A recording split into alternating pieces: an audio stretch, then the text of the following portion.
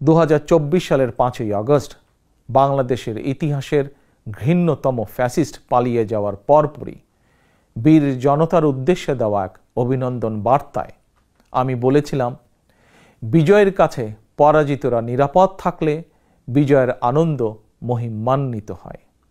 সেটি পুনরায় স্মরণ করিয়ে দিয়ে দেশের গণতান্ত্রিকামী জনগণের প্রতি আমার আহ্বান, কেউ আইন নিজের হাতে তুলে নেবেন না, মব ভায়োলেন্সকে উৎসাহিত করবেন না, নারীর প্রতি সহিংস আচরণ করবেন না, অন্যের স্বাধীনতার প্রতি শ্রদ্ধাশীল থাকুন। একজন মায়ের চোখে বাংলাদেশ যেমন, আমরা তেমন একটি বাংলাদেশ গড়তে চাই, যেখানে দল, মত, ধর্ম, বর্ণ নির্বিশেষে বিশ্বাসী, অবিশ্বাসী, সংশয়বাদী প্রতিটি সন্তান, প্রতিটি মানুষ নিরাপদে থাকবে।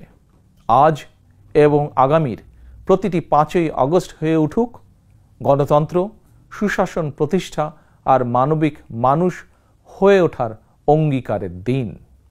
এই সুমহান অঙ্গীকার বাস্তবায়নের দীর্ঘ যাত্রায় আমি এবং আমার দল বিএনপি দেশের সকল গণতান্ত্রিকামী জনগণের সমর্থন এবং সহযোগিতা আশা করছি।